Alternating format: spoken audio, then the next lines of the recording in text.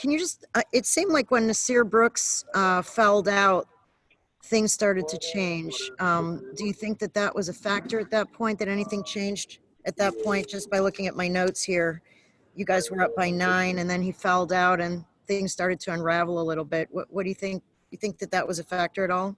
Of course, because Nasir was kind of negating some of their post play and getting some defensive rebounds, and was a target inside, had gotten several baskets in around the rim. So losing him was a huge loss. But the main thing is we didn't handle the full court press very well.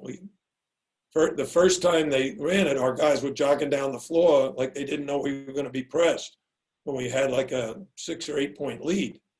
And at that timeout, I screamed at them. I said, hey, they're pressing and we don't even know they're going to press. So next couple of times we did a good job, but then late in the game, not very good. So really disappointed in that. Our next question will come from Steve Wine.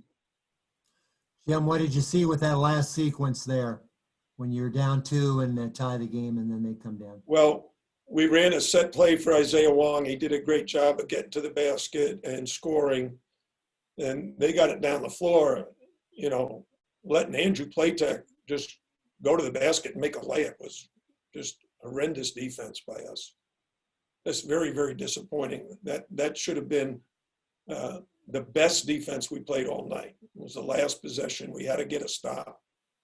And Andrew just went to the basket and like no one was guarding him. Our next question will come from Chris Clark.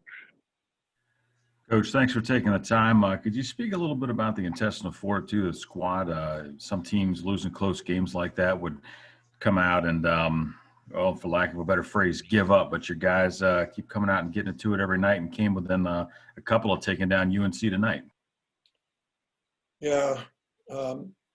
This is a really nice group of guys. They like each other. They get along very well. The coaches like the players. We've just had so much adversity with injuries. And the most challenging part is being able to prepare for an opponent. Like Cam McGusty practiced yesterday, but couldn't even go today. Chris Likes hasn't been on the court in over a month now.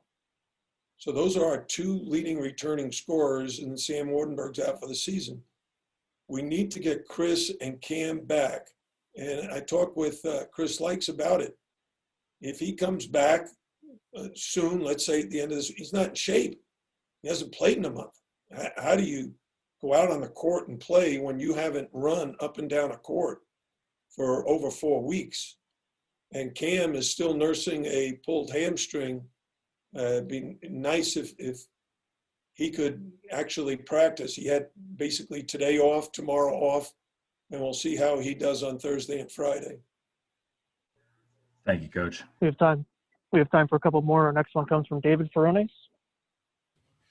Hey, Coach. I also want to ask you because you went with Elijah off the bench this time and decided to give Earl Timberlake his first start. Just what you saw between the 2 of them and how you think the 2 reacted in their different roles.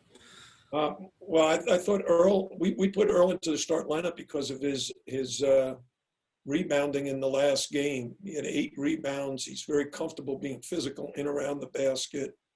And we felt like Elijah can do a good job in the role coming in off the bench. And I haven't looked at the numbers yet to see, or look at the tape to see how really well they played. But, they both did a good enough job to put us in position to win. It was very disappointing we didn't get the win.